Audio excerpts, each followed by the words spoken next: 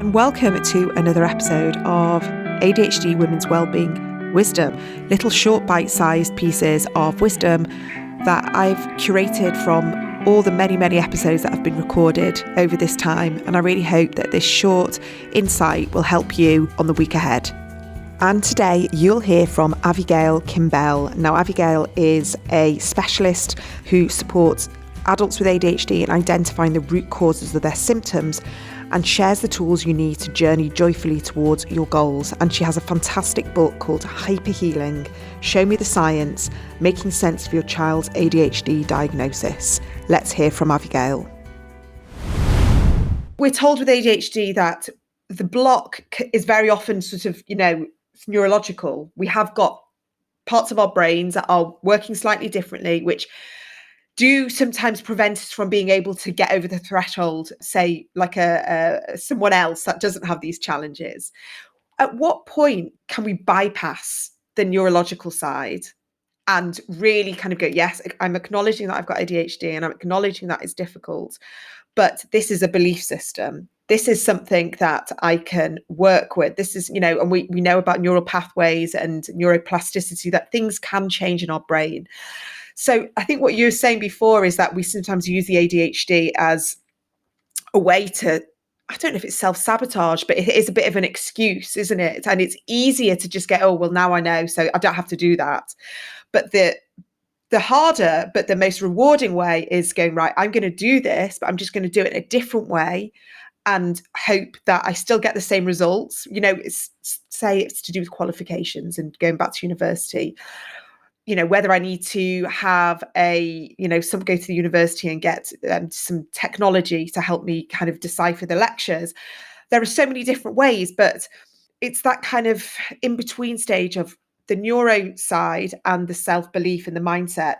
Is that how you help people sort of acknowledge what they're going through, but help them with the mindset? Well, interestingly, actually, I spent a bunch of time in book 2 in the Show Me the Science book, which will be published pretty soon, talking about the neural side. And the truth of the matter is that the neural side is not necessarily as set in stone science as we would hope to believe. ADHD symptoms exist 100%, but most of the time what we're seeing is that it is a lack of habits, and the lack of habits in a healthy person. Why is that? It's different types of people and different types of personalities. The personality that we're talking about, which usually fits with ADHD, would be that instant gratification personality, which on the one hand has real fire to it. And the person is interested in everything and has much more curiosity and is kind of living on the edge of a little bit of danger and a little bit of, is this fun? Is this interesting? Is this cool? But they have a terrible time with follow through. So yes, that person is going to have a much harder time getting a task done, but they will have a much easier time engaging their environment, perhaps speaking to strangers, speaking to adults, being dropped in a foreign city and being able to find their way around, things like that. So on the one side, you have the challenge, which is lack of habits, which is a huge challenge. And it's impossible to live without habits. You and I as mothers know this. You must have your habits in order. But if you are an instant gratification kind of mom, you're going to have a much harder time figuring out how to set routines and how to be organized with the hours that you do certain things. And dinner time is kind of way too spontaneous and not helpful to anybody. But on the other hand, you might be more spontaneous with going out on hikes with your kids, or much more flexible with the way you communicate with them, or more creative in your communication or in the way you see the world. So it's really a balancing act. So what I work with people on is helping them create healthy habits, because they're way behind, just like you said. They are way behind and they need help with those habits. So very slowly we build up the crucial habits. Let's say we would start with getting to bed on time. And this is also for adults. Once you've gone to bed at the same time for about a month, you actually have created a habit and you've strengthened your brain. You're talking about the neural pathways. You've created a neural pathway because you have a new habit now. So it is more tedious to create habits, but then on the other hand, it might be less tedious to have clever ideas and be creative and think out of the box and other things like that, which another person who's very boxy kind of thinker would have a harder time with. So that's so interesting. So for your new book, and you've really kind of researched the science. So what part of the neurological side is not as strong in the evidence as we thought it was? Most of it. I know that a lot of people get that comfort. They do get the comfort I knowing know. that, they've had the diagnosis and the psychiatrist has explained about the synapses and the fact that we've got lower levels of dopamine. And I'm not a sciencey person, but I know that there's parts of the brain that can be identified as an ADHD brain. So are you saying that this evidence isn't as strong as we thought it was? Yeah, 100%. It is not anywhere near as strong as we thought it was. And a little bit, I don't need a proof because I don't need to convince anyone. The truth is that if you've been diagnosed with ADHD, what's important is progressing and figuring out how you work and how your brain works and what's best for you in order to do great in the world. So this is less important to me. It's important for me personally because I like to know the studies and I like to know the truth and I love the science part of it.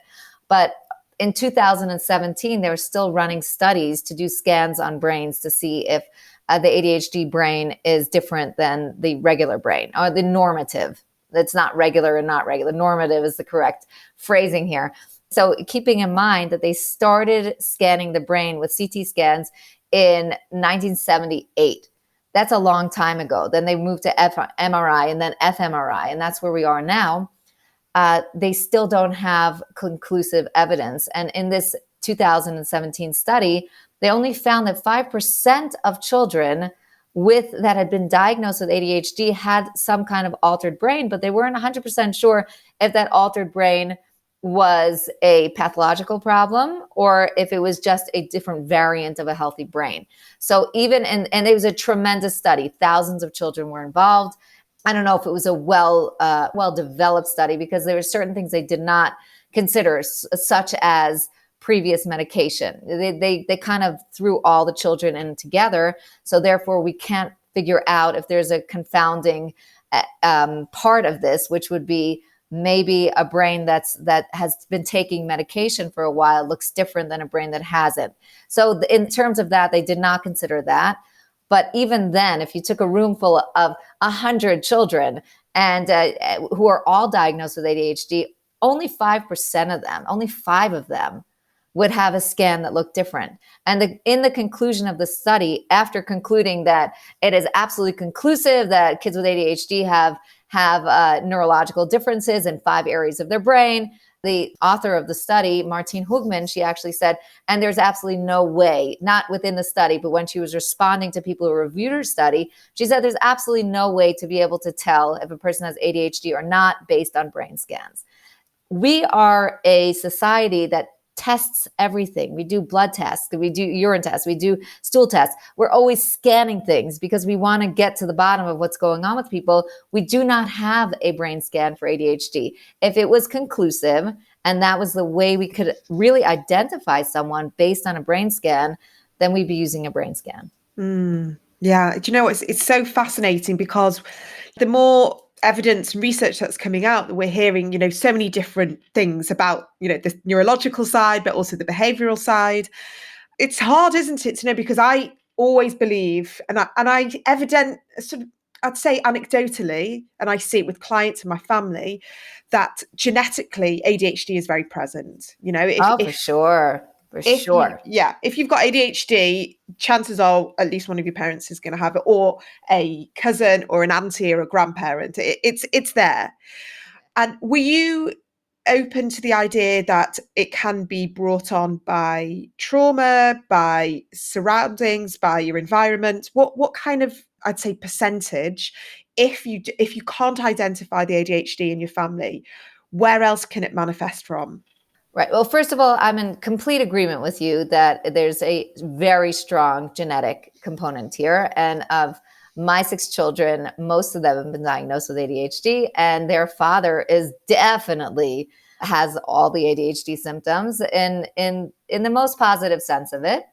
But so percentage wise, I couldn't tell. I would say that the genetic aspect of it would be this personality, the instant gratification personality, which again is not pathological, but we see certain behavioral patterns. But ADHD essentially, as far as I see it, is a clash between a person and their environment. So if a person has a instant gratification personality, they're always clashing with their environment because their environment expects them to have good habits. But that's only one part. And the other part is a child who, God forbid, is physically abused or traumatized in some way, kids living in a war zone. We see that in certain areas of Israel that are constantly at war along the Gaza border, that those kids will certainly have more ADHD symptoms and other issues than other children. We'll also see it in other environmental factors like screen time, like way too much screen time or a lack of sleep. So your environment is not providing you with enough sleep. You and I have both been after birth. And I remember that. I barely remember that time period because I don't think I could string two words together when, I was up all night nursing a baby and then people wanting sandwiches in the morning. So therefore, there's many, many environmental factors that will cause all of the symptoms of ADHD. And I always find it funny when people say, well, is that really ADHD or is it not? Are we missing the diagnosis? No, of course not. It's all really ADHD because real ADHD is a list of symptoms. And if that person is struggling with those symptoms, then that means that they're having these behaviors that have to be addressed. Yeah. Because we see people thriving with ADHD. You mentioned your husband, that he has all the ADHD traits and symptoms, but he thrives off it. And we have other people who haven't thrived at all, and it's been hugely debilitating to their lives. And I wonder if the main component to that is the way we were brought up, the way we were parented, the socioeconomic status, the schooling. There's so many factors that even if you haven't got ADHD, our environment and our upbringing, really kind of guides us. And it's very strong-minded individuals with an intense self-belief that manage to override their conditioning and their upbringing to get that success. So would you say that the environment, especially the way we're parenting, is so crucial to a child with ADHD, but also for us to recognize? I talk about lifestyle and well-being all the time because I know that's what helps me. I know that I think if I wasn't so conscious about my own well-being, my ADHD would probably have been I would have been very badly affected by it. Just wondered what your thoughts were on that. Yeah, good for you for taking care of yourself and making sure that your lifestyle and the things you need are in place. That is so important. I tell women all the time, get help. You're no hero for pairing your own socks. It's fine. Get someone else to do it and use your own creative juices for things that propel you forward. And that's just one example of being able to take care of ourselves as women. But definitely the environment is absolutely crucial. And I don't even know that it's necessarily the individual that has these ADHD symptoms, that they have to be such strong individuals and therefore they manage to make it through. I think it's much more the messaging from their environment, which is everybody struggles with something. Your struggle is with focusing. Your struggle is not with sports.